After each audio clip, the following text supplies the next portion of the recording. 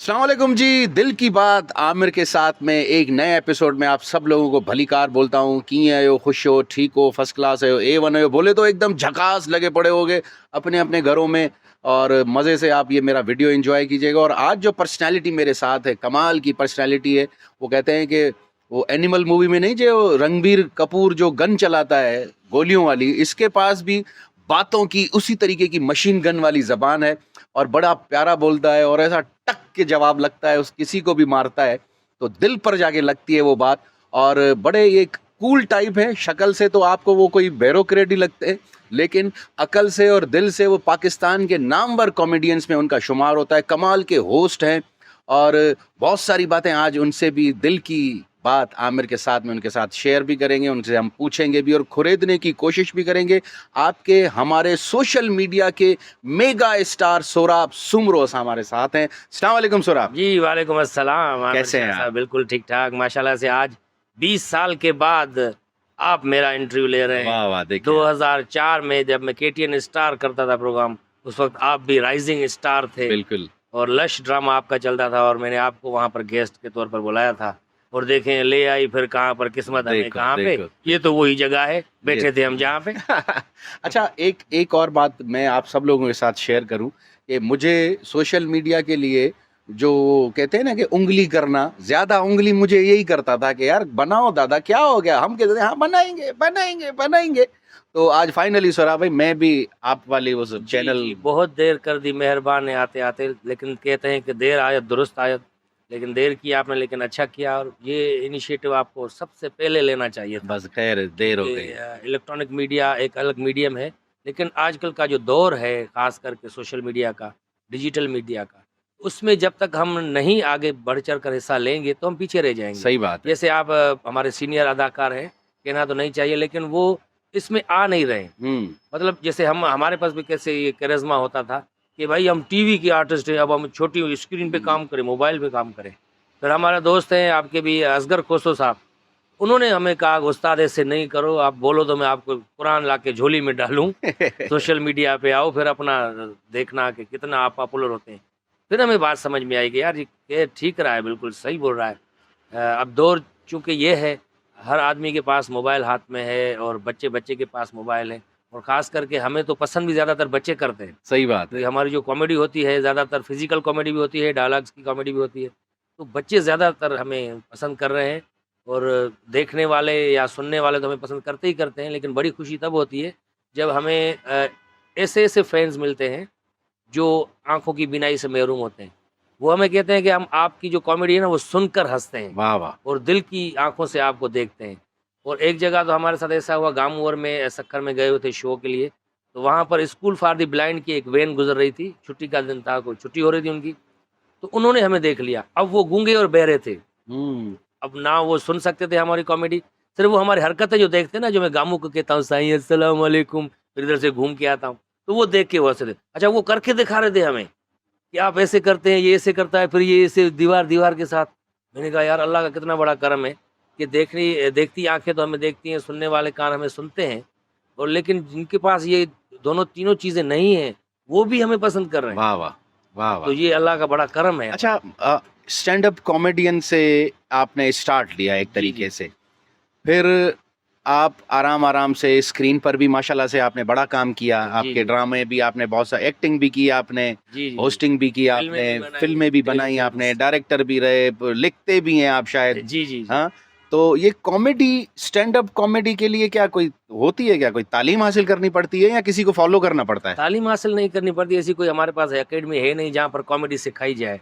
हुँ। और हम सोच रहे हैं अभी जितने भी हमारे जो कॉमेडी स्क्वाड है हमारा, अली गुल मल्लाह है, गामू है, मैं हूँ, असगर कोसो या दूसरे 3-4 आर्टिस्ट, वो सोच रहे हैं कि हम कोई ऐसी कॉमेडी अकेडमी बनाएँ, जिसमें जितने भी हमें कॉमेडियन बहुत ज़्यादा चाहिए। शकील हुँ। सिद्दीकी साहब से एक बार मुलाकात हुई तो उन्होंने यही कहा कि हमारे पास पाकिस्तान में कॉमेडियन बहुत कम हैं, उँगलियों पर गिनने जितने का है। हुँ। मतलब 10, 12, 15 होंगे, 20 होंगे और क्या। हमें ज़्यादा तादाद में चाहिए हँसाने वाले, सही है। क्योंकि रुलाने वाले हमारे पास असेंबलियाँ भरी पड़ी हैं उनकी। भरी पड़ी हैं, सही तो बात है। हँसाने वाले ज़्यादा चाहिए। तो मैंने जब स्टार्ट लिया तो मुझे ये बचपन से ही शौक था। स्कूल के ज़माने से, प्राइमरी से लेकर टीवी पर आने का। टीवी पर आने का, ख़ास करके जब रोशन तारा प्रोग्राम चलता था, आप भी मेरे ख़्याल से उसमें गए मैं होंगे। भी गया हूँ वहाँ। जी, जी। तो रोशन तारा प्रोग्राम देखते थे, एक ही चैनल होता था। तो हम क्या करते थे, मोहल्ले में ही अपना एक रोशन तारा प्रोग्राम करते थे। अच्छा। मैं उसमें होस्टिंग करता था और जितने भी बच्चे होते थे मोहल्ले के, लड़के लड़कियां, सब आपस में उनको बिठा के, भाई आप पोएम सुनाएं, आप मुझे बैत सुनाएं कोई, फिर या सवाल का जवाब दे, पाकिस्तान के कितने सूबे हैं और पाकिस्तान का वजीर आजम कौन है। इनाम में टॉफियां देते थे? तो इनाम में हम वो टॉफियां भी देते थे, वो भी चंदा करके। अच्छा। वो भाई बोलते थे सबको 1-1 रुपया ले आओ, अच्छा। तो ये आप ही को देंगे चीजें यही, जबरदस्त। क्योंकि वहाँ बजटिंग तो थी नहीं, कोई फाइनेंस करने वाला था सही नहीं। बात है। हाँ। तो ये एक, अच्छा टीवी तो था नहीं, टीवी पे कैसे जाए, तो जो आमों की पेटी होती है लकड़ी की, हाँ। उसको हम टीवी बनाते थे। अच्छा। तो उसको, उसकी टीवी बना के लकड़ी की, उसके पीछे खड़े हो जाते थे। तो लोगों को बोलते थे कि लड़कों को कि आप मोहल्ले में ही एक स्टेज बहुत ज्यादा, मतलब जो दिक्की होती है जिसी बाहर किसी की, तो उस पर स्टेज बना देते थे, वहां पर रख देते टीवी। तो लोगों को बोलते थे कि आप भी आ जाएं भाई, आप ऐसा समझे कि आप टीवी देख रहे हैं। सही बात। तो ये शौक बचपन से ही था। जबरदस्त, मतलब कॉन्फिडेंट भी आपको बचपन से ही आया, बचपन से ही। क्योंकि ऑडियंस में खड़े होके ये सारा माहौल क्रिएट करना। मैं आपको क्या बताऊं आमिर भाई, आपको स्कूल के ज़माने में टीचर्स की पैरोडी करना बहुत बड़ी बात होती थी। बड़ी क्योंकि बात। हमारे दौर में अब तो माशाल्लाह बड़ी खूबसूरत टीचर्स आ गई हैं प्राइवेट स्कूल में। हम सरकारी स्कूल में पढ़े थे, तो वहाँ पर जो मास्टर होते थे ना, मास्टर जिसको हम बोलते हैं, वो इतना बड़ा डंडा लेके आते थे, वो खुद उठने की ज़हमत नहीं करते थे, वहीं दूर से ही मार देते थे। हम्म। तो उस दौर में उनकी पैरोडी करना ये बहुत बड़ी बात होती थी। तो टीचर्स को पता होता था कि आप टीचर्स पैरोडी कर रहे हैं हमारी? टीचर को पता होता था। एक बार तो मैं हेडमास्टर जो होता है प्रिंसिपल, उसकी पैरोडी कर रहा था क्लास में खड़े होकर, कि अगर टीचर तो आते रहते हैं, अगर हेडमास्टर आ जाए क्लास में तो कैसे बात करेगा। अब मैं उसी की आवाज़ में बोल रहा हूँ, अरे छोरा अच्छा था क्यों बेटा, हेलो छोरा था अंदर। अब मुझे पता नहीं चला, वो पीछे आके खड़े हो गए। ओह। हेडमास्टर कोई राउंड पे निकला हुआ था, उसने देखा यहाँ पर क्या चल रहा है, वो दरवाजे पर मुझे देख रहा है ऐसे। अब मेरा ख्याल ही नहीं उधर दरवाजे पर, मैं लोगों लड़कों को देख रहा हूँ, तो वो सब चुप ऐसे शाम सूंघ गया ना उनको। तो मुझे बोल रहे हो, मैंने कहा क्या कर रहा है इधर इधर। जब मैंने ऐसे करके देखा, दरवाजे पर वो खड़ा हुआ था डंडा लेके हेडमास्टर। आओ मैं करवाता हाँ, हूँ। बोला ये क्या चल रहा है। मैंने कहा सर ऐसे ही मजाक चल रहा था। बोला निकलो अभी क्लास से, निकलो घर जाके ये मजाक करो। तो फिर मेरे पेरेंट्स को बुलाया, तो दूसरे जो टीचर थे जो उनके मुखालिफ थे, तो उन्होंने कहा सर ये तो इसका टैलेंट है ना, टैलेंट को दबाएं नहीं आप, सही बात आप इसकी हिम्मत अफजाई करनी चाहिए। बोला नहीं ये बदतमीजी है। बोला बदतमीजी नहीं है, ये हमारी भी करता है पैरोडी। हेडमास्टर अच्छा तुम्हारी भी करता है, करके दिखाओ। अरे मैंने कहा ये क्या हो गया। तो बचपन से लेके ये शुरू से है। मतलब टीचर्स जो तालीम देते हैं, आप उनकी पैरोडी से स्टार्ट किया आपने? जी जी कि चलो भाई कॉलेज स्कूल यूनिवर्सिटी कॉलेज। से। तो मतलब कि उस जमाने में किसी कॉम्पिटिशन्स में भी जाते होंगे आप? कॉम्पिटिशन्स हमारे जो स्कूलों की कॉम्पिटिशन्स होती थी मुख्तलिफ ना, ज़्यादातर 14 अगस्त के हवाले से जो कोई प्रोग्राम होते थे, टेबलोज करते थे। तो एक दफ़ा मुझे याद है कि मैं चौथी या पाँचवीं जमात में था, 80s की बात है। तो मैंने मज़ाहिया खबरें लिखी थी सिंधी में। अच्छा। सिंधी में मज़ाहिया खबरें लिखी। तो एक हमारे टीचर हैं जो अभी माशाल्लाह से अभी तो वो एडिशनल सेक्रेटरी बन गए। तो उन्होंने वो सुनी, उन्होंने कहा तुमने खुद लिखी है? मैंने कहा जी सर। बोला मुझे दो ये। वो पर्चा मुझसे ले लिया। मैंने कहा पता नहीं क्या गलती हो गई, पता नहीं क्या। तकरीबन हफ्ता 10 दिन गुजरा तो वो एक रिसाला आता था, गुलफुल हाँ। बच्चों का रिसाला था, उसमें वो मेरी छपवा दी। ओहो, नाम आपका था? मेरा नाम था। वाह वाह। तो मुझे आके वो दिया, बोला ये पढ़ो। मैंने कहा अरे सर ये मेरा नाम, वाह वाह। सोहराब अली सुमरो मज़ाहिया खबरूं। और आपने तो सर मुझे राइटर बना दिया। बोला तुम राइटर हो तुम्हें पता ही नहीं है। क्या बात है, क्या बात तो है। वहीं से फिर लिखना भी शुरू किया, फिर मज़ाहिया खाके भी लिखने शुरू किए। फिर आसपास जो हमारी चीज़ें होती थी, जो हादसात होते थे, जो वाक़यात होते थे, उनको फिर हमने वो ज्यादा फेम आपको स्क्रीन मीडिया से मिला या सोशल मीडिया से? नहीं स्क्रीन मीडिया से, क्योंकि शुरुआत में तो मेरा स्टार्ट उधर से ही है। KTN चैनल पहला चैनल था सिंधी मीडिया का, क्योंकि उस ज़माने में एक ही चैनल था PTV। तो PTV पर पहले अंदर नहीं जाने देते थे, अब अंदर जाते हैं तो बाहर नहीं छोड़ते। सही कह रहे हैं आप। तो उस ज़माने में जाना बहुत बड़ी बात थी अंदर। अली गुल मल्ला तो मुझसे सीनियर है, वो वहाँ पर काम करता था। लेकिन जब पहला चैनल आया सिंधी का, तो फिर मैं वहाँ से आके मैंने स्टार्ट लिया। तो सबसे पहले वहाँ मुझे कोई जानता नहीं था। तो अरशद शाह साहब हमारे बड़े उस्ताद भी हैं इलेक्ट्रॉनिक मीडिया के हवाले से, उन्होंने मुझे पहला ब्रेक दिया। डाढ़ी थी एक प्रोग्राम चलता था। हाँ बिल्कुल। माजिद कोकर उसका होस्ट करता था।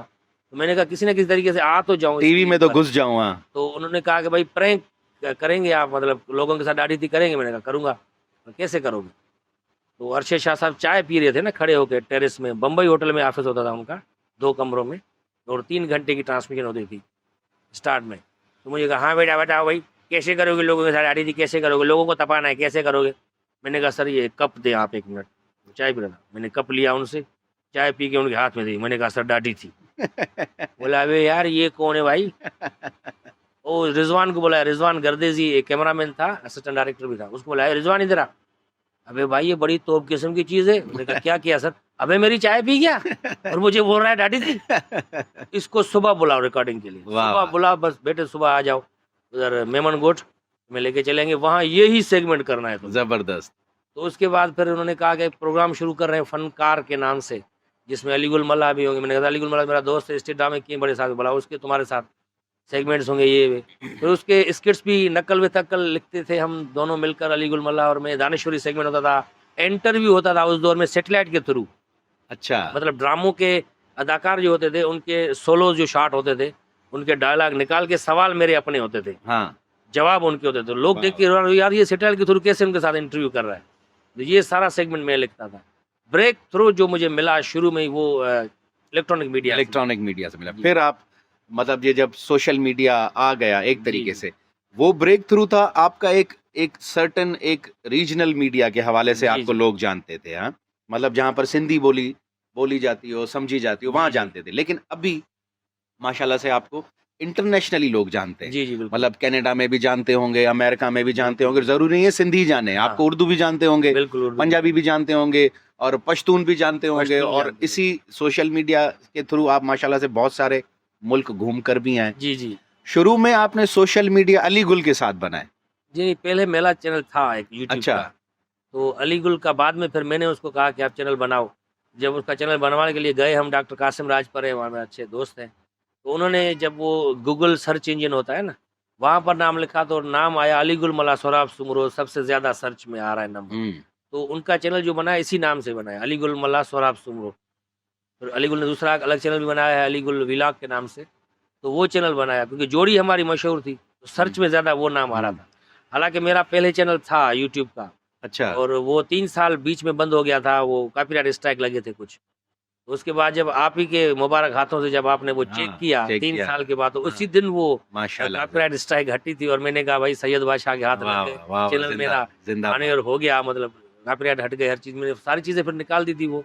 मतलब वो जब रिव्यू में जाता है ना, तो वो उसकी मर्ज़ी होती है रोबोट्स की, हाँ, कि रिपोर्ट्स जब वो इसको क्लियर करें, क्लियर करें, क्योंकि सही। आदमी तो वहाँ बैठे नहीं है 500 हाँ, 10,000 एआई दे के। बैठा है सारा, हाँ, हाँ। आर्टिफिशियल इंटेलिजेंस बैठा यहाँ है। पर ये होता तो हम 500,000 दे के खुलवा लेते खुलवा चैनल, लेते भाई हैं। ऐसे नहीं, रिपोर्ट को लेकिन क्या लोहा वहाँ खिलाएं, स्क्रू ड्राइवर खिलाएं, पाना खिलाएं, पिलास खिलाएं। वो बोलता है हमें शुद्ध एंटरटेनमेंट चाहिए, और अपनी चीज़, अपना कंटेंट, अपनी क्रिएशन। अच्छा, जैसे हर आर्टिस्ट का एक ख्वाब होता है कि यार मेरा भारत में किसी फिल्म में चल जाए, या किसी गाने में आ जाऊं, या भारत में चला जाऊं, इंडिया में जाऊं, जाके वहां पर मजाक मस्ती करूं। अब आपकी फैन फॉलोइंग मेरे ख्याल से इंडिया में बहुत ज्यादा है। जी, जी, बहुत हाँ? ज़्यादा है। और मैं आपको बताऊँ, जब ग्रेट इंडियन लाफ्टर चैलेंज चलता था, तो उस दौरान हमारे दोस्त थे इरफान मलिक और अली हसन, वो वहाँ के विनर हैं, जैसे रऊफ़ लाला साहब। वो जब होके आए वहाँ से, तो उनको कहा, उनके प्रोड्यूसर ने, पंकज नाम था शायद उनका, उन्होंने कहा भाई और टैलेंट भी ले आओ आप अपना। वाह, तो वाह। हमारे ऑडिशंस भी हुए थे यहाँ कराची में, उन्होंने ऑडिशन लिया और ऑडिशन वहाँ भेजे। उसके बाद फिर कुछ मसले हो गए, राहत फ़तेह अली खान के साथ हुआ या शक्ति सिद्दीकी के साथ हुआ, तो उसके बाद फिर वो प्रोग्राम भी बैन बंद लग हो गया। गया, बैन लग गया, वरना हम जाने वाले थे। लेकिन जब अब सोशल मीडिया के ज़रिए जब हम इस हिंदी में कॉमेडी करते हैं, तो वहाँ पर जितने भी इंडिया में हमारे फ़िल्म के प्रोड्यूसर्स हैं, ख़ास करके जो फाइनेंस करते हैं, वो सब सिंधी है, वाह, वाह। और वो हमारे समझते हैं सारी कॉमेडी। तो उन्होंने कहा था कि हम आपको बुलाएं इंडिया, लेकिन अब जो वीज़ा का थोड़ा मसला चल रहा है, आर्टिस्टों को ख़ास तौर पे नहीं छोड़ रहे वहाँ, हम्म, क्योंकि बोलते भाई आर्टिस्ट हमारे असासा है, तो ये जाएँ वहाँ पर, इनका कोई खतरा हो जाए, कोई मसला हो सही जाए। बात है। तो इसीलिए, लेकिन हमारी ख्वाहिश तो है कि इंडिया में जाएँ। और वहाँ के एक दोस्त हैं हमारे, रवि राय साहब, जो कशिश ड्रामा किसी दौर में चलता था स्टार प्लस पे, उनके डायरेक्टर हैं और राइटर हैं बहुत अच्छे। और ज़ीरो फ़िल्म जो शाहरुख खान की बनाई थी उन्होंने, वो उनके डायरेक्टर हैं, प्रोड्यूसर हैं।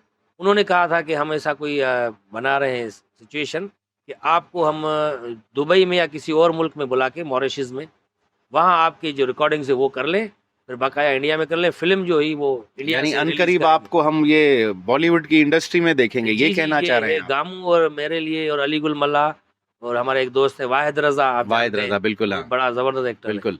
उनके लिए उन्होंने खुली ऑफ़र दी है कि हम अनकरीब आपको इंडिया की एक उर्दू फ़िल्म ही बनाएँगे, हिंदी जिसको कहते हैं हिंदी फ़िल्म, उसमें ही आपको हम ज़रूर कास्ट करेंगे। अच्छा, एक बात सौरभ भाई आपके साथ मैं अपना पर्सनली एक एक्सपीरियंस शेयर कर रहा हूँ आपके साथ, जो मैंने नोटिस किया है कि स्क्रीन मीडिया के जितने भी आर्टिस्ट हैं, जब ये सोशल मीडिया नहीं था तो तब मुनाफिकत बड़ी होती थी जी कि भाई ये आमिर शाह को क्यों मिला, सोराब को क्यों मिला, भाई ये सोराब को कटाओ मेरे को लो, और मुंह पर हम दोनों, अरे क्या सोराब मुबारक हो यार, तुम्हें मकाम मिल गया यार, मुझे मिला, तुम्हें मिला यानी मुझे मिला।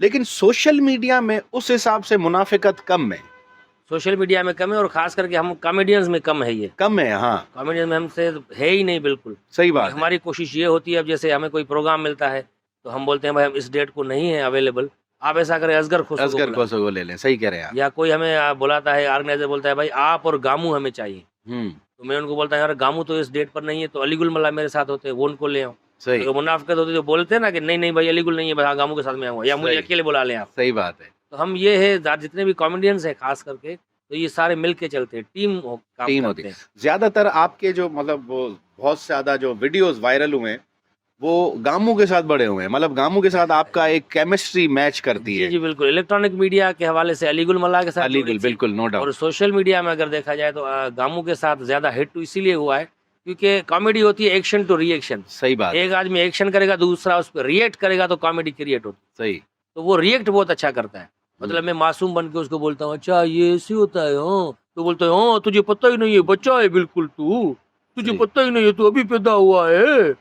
तो रिएक्ट करता है उस पे कॉमेडी। अच्छा, ये सारा स्किट जो होता है वो लिखते हैं आप पहले या उसी वक्त वन गो सर, शूट होता है, याद दिमाग में लाइंस रखो और बस थ्रू आउट बोलते आओ? आइडिया सिर्फ डिस्कस करते हैं कि ये आइडिया है, और अपनी तरफ से जो तुम्हें आता है बोल दो।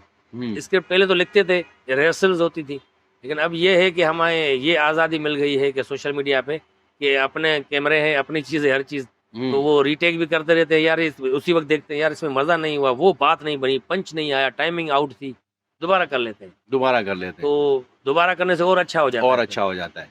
3-4 चीज़ें जब बन जाती है ना, फिर हमें एडिट में सहूलत मिल जाती है, ये कि भाई बिल्कुल। ये चीज़ अच्छी है, ये रख। अच्छा, माशाल्लाह से आप यूट्यूब पर भी बड़ा अच्छा आपके फैन फॉलोइंग है, मिलियंस में आपके भी व्यूज़ हैं, लोग देखते हैं आपको, समझते हैं आपको, फॉलो करते हैं। तो ये आजकल जो नए लड़के लड़कियां यूट्यूबर्स बन रहे हैं, टिकटॉकर्स बन रहे हैं, तो विदाउट कंटेंट ही आ रहे हैं ना। मतलब सपोज अभी एक मैंने यूट्यूबर देखा, एक मैं भी आजकल इनको फॉलो करता हूँ, वो सुबह दिखा रहा है कि ब्रश कर रहा है, फिर अंडा बना रहा है, फिर अम्मी दिखा रहा है, बीवी दिखा रहा है, बच्चे दिखा रहा है, फिर बाहर जा रहा है, फिर ये कंटेंट तो नहीं हुआ ना, ये तो इनकी एक रूटीन लाइफ दिखा रहा है लाइफ अपनी। हो गई, और ये व्लॉग्स जो व्लॉगर होते हैं ना ज्यादातर वो दिखाते हैं ये चीजें।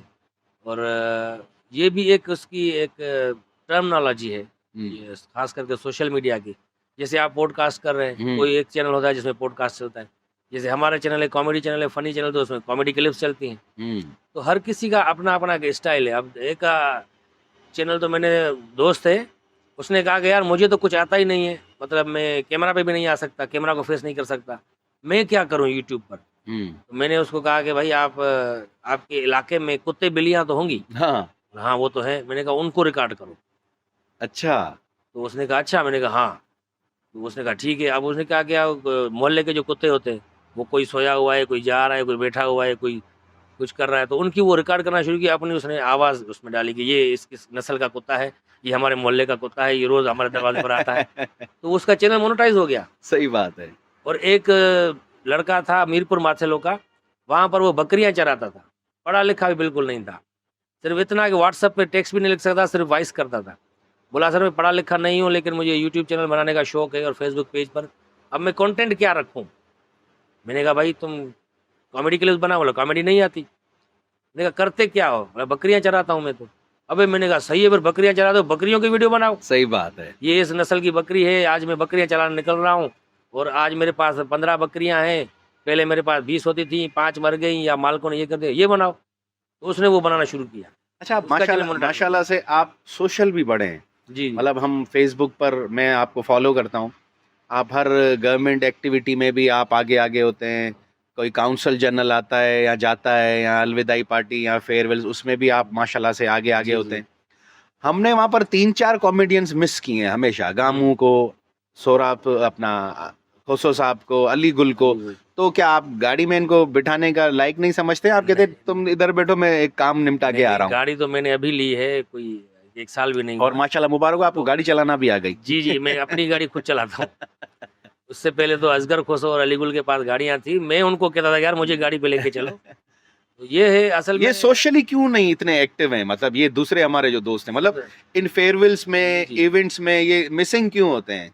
असल में एजुकेशन मैटर करती है बड़ी, अच्छा, क्योंकि सवाल असगर ना कर ले खोसो कोई अंग्रेजी में। सवाल ना वो देखते ही नहीं है, मतलब वो कमेंट्स जो आते हैं या कोई मेल आ जाती है वो देखते ही नहीं। अच्छा, नहीं देखते हैं वो। असगर खोसो तो अलल ऐलान कहता है कि यार मैं पढ़ा लिखा है नहीं बिल्कुल, हम्म। और इसी वजह से मेरा करोड़ों का नुकसान हो गया है। मैंने हम्म। कहा वो कैसे? बोला वो लोग मुझे मेल करते हैं कि भाई आओ कमर्शियल करना है किसी कंपनी का, बड़ी मल्टीनेशनल कंपनी का, मुझे पता ही नहीं चलता। पता नहीं ईमेल आई है, कमेंट्स में कोई बोलते हैं, मुझे पता ही नहीं होता। तो इसी वजह से उन्होंने मिस कर दिए वो चांसेस ये। और अलीगुल मल्ला वो तो माशाल्लाह से फिर भी मैट्रिक या इंटर है, लेकिन ज़्यादातर जो अच्छा, हमारे इतने कॉमेडी। पुराने दोस्त हैं, आपको यही नहीं पता वो मैट्रिक है या नहीं, इंटर है? कभी बोलता है मैं इंटर में हूँ, कभी इंटर किया, कभी कहता है मैट्रिक किया हुआ है, सर्टिफिकेट मैंने एक नहीं देखा उनका कभी। तो मैंने मास्टर्स की हुई है जर्नलिज्म में, और हैदर कादरी ने भी मास कम्युनिकेशन में एमए की हुई है। तो ज़्यादातर हमारे जो कॉमेडियंस हैं ना, जैसे जाकिर शेख है जो फजीलत बेगम बनता है, अब वो भी पढ़ा लिखा बिल्कुल नहीं है। हम्म। तो एजुकेशन बड़ा मैटर करता है। सही बात। कोई भी काम कर लें आप, आप अगर सोशल मीडिया पे काम कर रहे हैं या चाहे आप सब्जी का रेड़ा लगा रहे हैं ना, उसमें भी एजुकेशन ज़रूरी होती है। आपको कम से कम पता तो चले, हिसाब किताब करना तो आए, कर क्या रहे या हैं? रेट लिस्ट लगा के रखें। या कोई आदमी अगर कोई चिट्ठी भेज रहा है घर से कि ये चीज़ें ले आओ, कोई बच्चा लेके आ रहा है भाई ये चीज़ें ले आओ, वो तो आके रेडी वाले को देगा कि ये चीज़ें दे दो मुझे। अब पढ़ना आएगा तो वो चीज़ें देंगे ना आप उनको। सही बात है। तो इसीलिए एजुकेशन बहुत ज़रूरी है। कोई भी काम करें, किसी भी फील्ड में जाएँ आप। हम्म। हमारे यहाँ ये होता है कि तालीम इसीलिए हासिल करते हैं कि सरकारी नौकरी मिल जाए, बस नौकरी में नहीं जाए, सिर्फ बस तनख्वाह मिले। सही बात है। लेकिन जो तालीम होती है, जो इल्म है, वो शऊर देता है। बेशक। यही शऊर जो है वो आगे लेके जाता है लोगों को। अच्छा, जब से ये सोशल मीडिया के माशाल्लाह से सबके अपने चैनल्स हो गए, जो असली चैनल वाले स्क्रीन वाले जो चैनल के मालिकान थे, जी, जी। वो तो बेचारे आजकल घबरा गए होंगे, परेशान हो गए होंगे कि यार नहीं, इनको तो नहीं। हम फ्री में बुलाते थे, अब तो ये 1-1 लाख रुपया मांग रहे हैं। वो खुद सोशल मीडिया के मोहताज हो गए हैं। हाँ, बिल्कुल। और वो उनको कह रहे हैं कि आप हमारे पास आएँ, काम करें, क्योंकि उनके भी अपने-अपने चैनल्स हैं, पेजेज़ हैं। तो वो कह रहे हैं आजकल ये हिट है सोशल मीडिया पे, तो इनको बुलाओ चैनल पे। हुँ। तो वही फिर वो अपलोड करते हैं अपने सोशल मीडिया अकाउंट्स पर। लेकिन वो ये है कि उनकी, जैसे कहते हैं ना कि अखबार जब था, तो अखबार बहुत ज़बरदस्त था। हुँ। उसके बाद रेडियो आ गया। सही। अब रेडियो पर खबरें आ रही हैं, सुन रहे हैं लोग। अखबार तो जो पढ़ा लिखा होगा वही पढ़ेगा या देख सकता है वही होता है। लेकिन जो देख नहीं सकता वो रेडियो सुनता था, हुँ। खबरें सुनता था। उसके बाद सबने कहा भाई अखबार तो बस खत्म हो गया, बस अब अखबार तो कोई नहीं पढ़ेगा, रेडियो पे आ रही है हर चीज़, एंटरटेनमेंट मिल रही है, खबरें मिल रही हैं। उसके बाद टीवी आ गया, सबने कहा भाई रेडियो तो बस तबाह हो गया, खत्म हो गया, रेडियो कौन सुनेगा? लेकिन सही। आज भी लोग रेडियो सुन रहे हैं, सुन रहे हैं। और इतने एफएम रेडियो स्टेशन है। टीवी आ गया, एक ही चैनल था लेकिन वो भी बड़ी नेमत समझा जाता था। सही बात भाई है। चैनल है ज़बरदस्त, हर चीज़ उसमें मिलती है। टीवी के बाद जब डिश एंटेना आया, हुँ। वीसीआर तो था जिसके पास देखते थे हम, उस दौर के आदमी हैं। लेकिन जब डिश एंटीना आया तो उसने कहा भाई अब तो भाई चैनल तबाह हो गए सारे, डिश एंटीना आ गए, बाहर के चैनल देख रहे हैं लोग। लेकिन हर किसी का अपना मयार है। आज भी लोग अखबार भी पढ़ते हैं, रेडियो भी सुनते हैं, टीवी भी देखते हैं, सोशल मीडिया भी सोशल देखते हैं। मीडिया भी देखते हैं। सही कह रहे हैं आप। तो हर मीडियम का जो है ना वो अपना एक लेवल है, वो ख़त्म नहीं होगा कभी भी, कभी भी नहीं होगा। सही कह वो रहे हैं चलता रहेगा। आगे जो दौर आ रहा है आर्टिफिशियल इंटेलिजेंस का, आप। हुँ। तो इंडिया में तो मेरे ख्याल से उन्होंने हड़तालें भी की थी बड़ी, राइटर्स ने, हुँ। कि भाई आप जो है आर्टिफिशियल इंटेलिजेंस को आइडिया हम दे रहे हैं, और आप आर्टिफिशियल इंटेलिजेंस को वो बता रहे हैं, वो पूरा नॉवेल आपको लिख के दे रहा सब है, लिख के स्क्रिप्ट दे आपको लिख रहे के हैं। दे रहा है, हम कहाँ जाएंगे? भूख मर जाएंगे। सही बात है।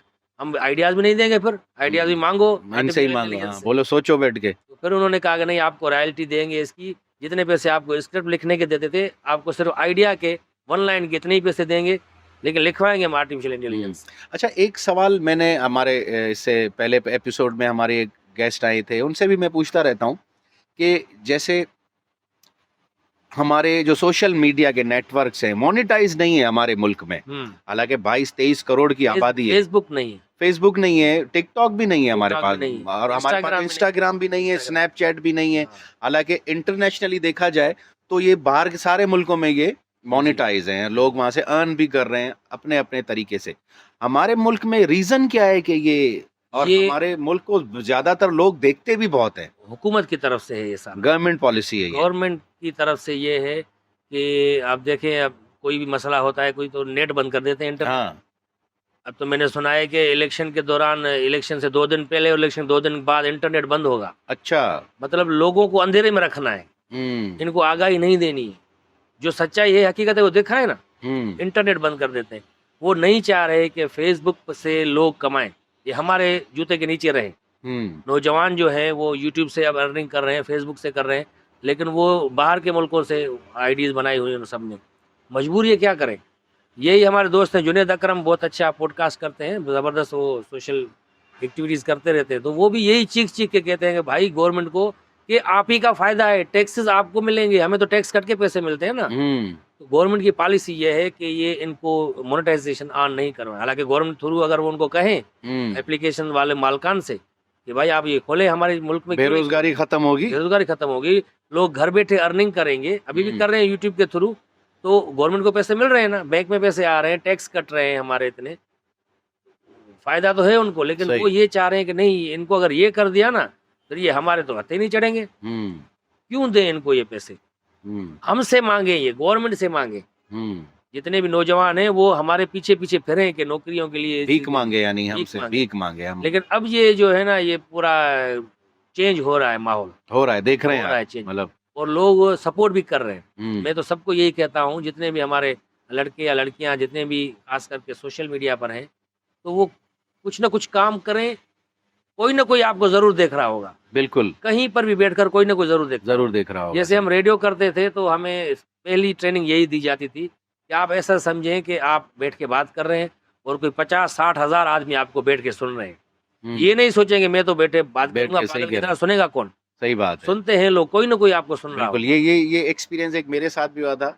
मैं गेम शो करता था, हो जमा लो, तो एक दिन कोई स्ट्राइक हो गई ना, रोड रास्ते बंद हो गए। अब क्लाइंट ने हमें सामान वामान दे दिया था, 4 फैमिलीज आ गई, 4 फैमिलीज में 12 लोग आ गए, और वहां पर कैपेसिटी जो थी वो तकरीबन 70, 75, 80 लोगों की थी। तो मेरे डायरेक्टर ने कहा, तो दादा अभी कैंसिल करें? मैंने कहा ये 4 लोग, मैंने पूछा, मैंने कहाँ से आए हो? एक ने कहा से न्यू कराची, एक ने कहा लांडी, एक ने कहा हमारे पास सिंधी चैनल पे यहीं से ही लोग आते हैं ना ज्यादातर। तो मैंने कहा यार करते हैं इनके साथ, यार क्या हो गया? मैंने कहा आप लोग तालियां बजाइएगा, मुझे लगेगा 1200 लोग बैठे हुए हैं, मैं अपने सारे सेगमेंट्स करता हूँ, आपको ये फायदा मिलेगा कि आज ज्यादा गिफ्ट लेकर जाओगे, लोग ही नहीं है, सारे गिफ्ट ही तकरीबन ले जाओगे। तो ये बड़ी एक अच्छी, हमारा काम सारा इमेजिनेशन पे चलता है। सही, बिल्कुल। जैसे हम स्टेज करते हैं, थिएटर करते हैं या टीवी पर काम करते हैं, तो हम इमेजिन करते हैं। जैसे कितने थिएटर हमने ऐसे किए हैं, जब रिहर्सल करते हैं तो हम यही महसूस करते हैं कि अभी ड्रामा कर रहे हैं हम, लोग बैठे हुए हैं, तालियां भी बजा रहे हैं, लाफ्टर भी दे रहे हैं। इमेजिनेशन पे, पावर ऑफ इमेजिनेशन होता है सर। अच्छा, थिएटर वैसे मुश्किल है नहीं?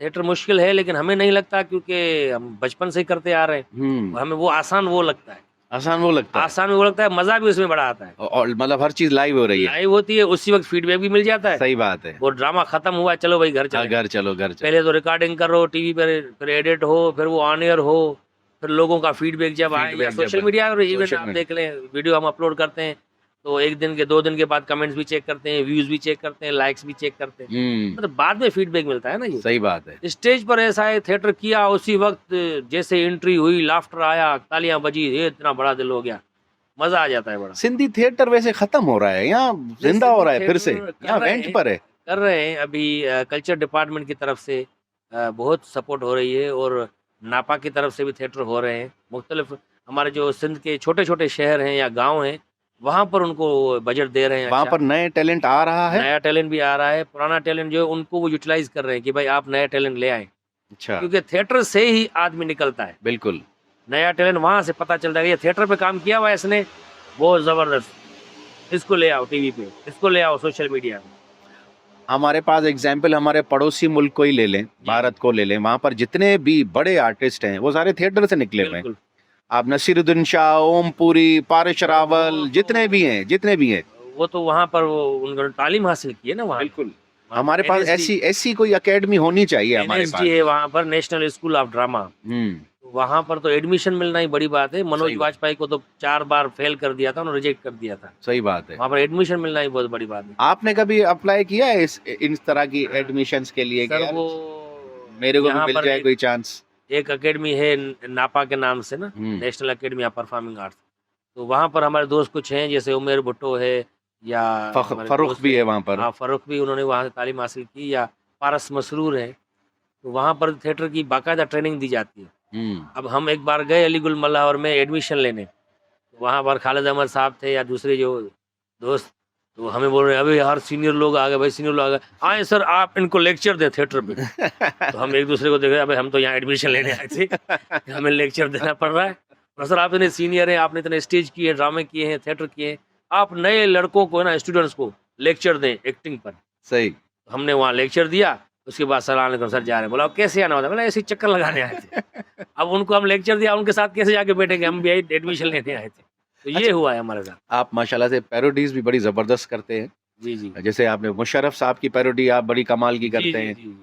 आप नाना पाटेकर की ना, पैरोडी भी वो तो बड़ी वीडियो भी कमाल बनाई की थी करते हैं। जबरदस्त। तो कोई ऐसी पर्सनैलिटी जिसकी पैरोडी आप कर रहे हो और वो आपके सामने भी बैठा हुआ और उसने आपको आके दाद भी दी हो, कोई ऐसा कभी इंसिडेंट हुआ लाइफ में? हाँ, ये एक दफ़ा आर्ट्स काउंसिल में इधर कराची में ही एक अवार्ड शो था, मरहूम गुलशन शेख साहब ने करवाया था, यंग सिंध अवार्ड। वहाँ हमें भी अवार्ड मिला था, अली गुलमरा मुझे। तो वहाँ पर मैंने असद कुरैशी साहब की पैरोडी की ना, वो हमारे बड़े लेजेंड आर्टिस्ट हैं, सीनियर आर्टिस्ट हैं, तो उनकी मैंने आवाज़ निकाली ना वहाँ पर, वो सामने बैठा हुआ था। तो वो स्टेज पर आया और मुझे गले लगाया, बोला, और वहाँ पर ये एतराफ़ किया कि जैसे उमर शरीफ साहब मोहम्मद अली साहब की पैरोडी किया करते थे, ऐसे ही सिंधी मीडिया में सोहराब सुमरो मेरी बहुत अच्छी पैरोडी करता है और मुझे बड़ी खुशी होती है।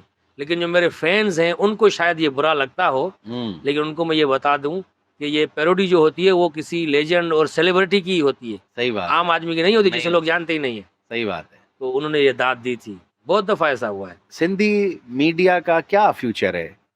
सिंधी मीडिया का फ्यूचर बस ये चैनल जो है हमारे 6-7 जो हैं, हाँ 7-8 चैनल है, 8 चैनल जो हैं। तो महदूद है। हम्म। सिंधी जो समझते हैं, जो बोलते हैं, वही समझ देखते हैं चैनल। लेकिन उर्दू में जो काम करते हैं हम, तो वो सब देखते हैं। अब मैंने 3-4 वीडियोज़ ही बनाए हैं उर्दू में अपने चैनल पर, सोहराब सुमरो जो मेरा यूट्यूब चैनल है, तो वो ज़्यादा चली हैं। हम्म। और उस वजह से गामू को या मुझे या अली गुल मल्ला को पठान भी ऑडियंस जानते जो है, हैं। बिल्कुल। यहाँ कराची में पठान ज़्यादा हैं, तो वो देखते हैं, अरे यार आपको हमने देखा है, आप वो उसको तपाता है बड़ा। पठान भी देखते हैं, जो पंजाबी हैं वो भी समझते हैं उर्दू, तो वो भी देखते हैं। बलोच भी देखते हैं, बलोच तो सब खैर सिंधी भी समझते हैं। लेकिन अब दुबई में गए थे हम, तो वहाँ पर असगर खोसो भी हमारे साथ था, दोस्त थे हमारे शौकत सर की, तो उनके साथ वो गवर्नमेंट का ऑफिस था, कोई उनका काम था, हमें भी साथ ले गए। तो उनको अरबी में कहा कि आप जल्दी करें मेरा ये काम, ये दोस्त हैं हमारे आए हैं पाकिस्तान से, तो इनकी तबीयत ख़राब है, तो उनको दिखाने जाना है। तो वो अरब बैठा हुआ था, तो उर्दू समझते हैं वो भी, तो उन्होंने असगर खोसो को देख के बोलता, ये तो दूसरों की तबीयत ख़राब करता है, इसकी तबीयत कैसे ख़राब होगी? तो असगर खोसो ने कहा, उस्ताद ये देखो, उर्दू में काम करने का और सोशल मीडिया पे काम करने का यही नतीजा है। जबरदस्त। मतलब आप अपनी इस सोशली नेटवर्क की लाइफ से, करियर से सेटिस्फाइड हैं। जी बिल्कुल बिल्कुल। और ये नए लोग जो बना रहे हैं आजकल, उनको शुक्र क्या अल्हम्दुलिल्लाह। पैगाम देंगे? उनको मैं यही कहूँगा, खास करके हमारे जो सोशल मीडिया इन्फ्लुएंसर्स हैं ना, वो बहुत जल्द जो है ना वो डिसअपॉइंटेड हो जाते हैं। मुझे बहुत से लोग व्हाट्सएप पे रोज़ स्क्रीनशॉट भेजते हैं, सर 6 महीने हो गए 200 सब्सक्राइबर भी नहीं हुए।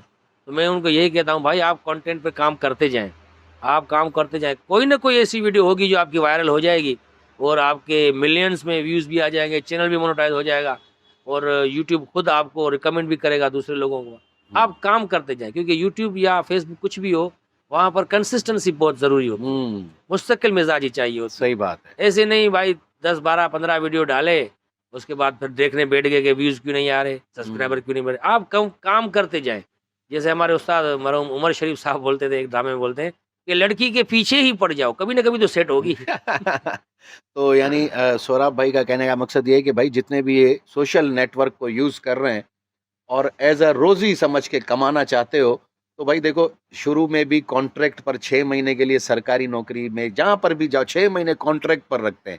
तो कॉन्ट्रैक्ट समझकर अपने इन चीज़ों को रखते आएँ, कंटेंट पर काम करें, अपने ऊपर काम करें। जो भी चीज़ आपको ऐसी लगे कि आप बोले यार ये वायरल हो सकती है, तो समझ लें कि वो वायरल ज़रूर होगी। सोहराब भाई, बहुत-बहुत शुक्रिया आपका। जी, जी, बड़ी आज मेहरबानी। दिल की बात आमिर के साथ में आज हमने दिल की बातें सुनी आपसे। जी, जी, मैंने भी दिल की बातें सुना दी। ज़बरदस्त। तो हमारा भी यही कोशिश थी, मिशन था कि दिल की बातें करें। क्या पूछेंगे, इब्तिदाई तालीम कहाँ से हासिल की, गाँव से यहाँ आए, क्यों आए, अब क्या कर रहे हैं? तो ठीक है, ये तो वैसे ही स्टार हैं भाई, सबको पता है इन्होंने क्या-क्या किया हुआ है, क्या कैसे किया है। कैसे किया हुआ है। जी, जी। तो सर बहुत-बहुत शुक्रिया। Thank you very much. Thank you very और एक लिंक हमारे चैनल के लिए भी दे देंगे, हमें भी कोई जी, जी, बिल्कुल, सब्सक्राइब बिल्कुल। जी नाजरीन, आप देख रहे हैं आमिर शाह ऑफिशियल। आमिर शाह जी। ऑफिशियल नाम है ना? Aamir Shah official YouTube channel को आप सब्सक्राइब करें और लाइक करें और शेयर करें अपने फैमिली फ्रेंड्स के साथ। इस चैनल पर आपको और भी बहुत कुछ ज़्यादा देखने को मिलेगा और इनका फेसबुक पेज भी है, उसको भी ज़रूर फॉलो करें।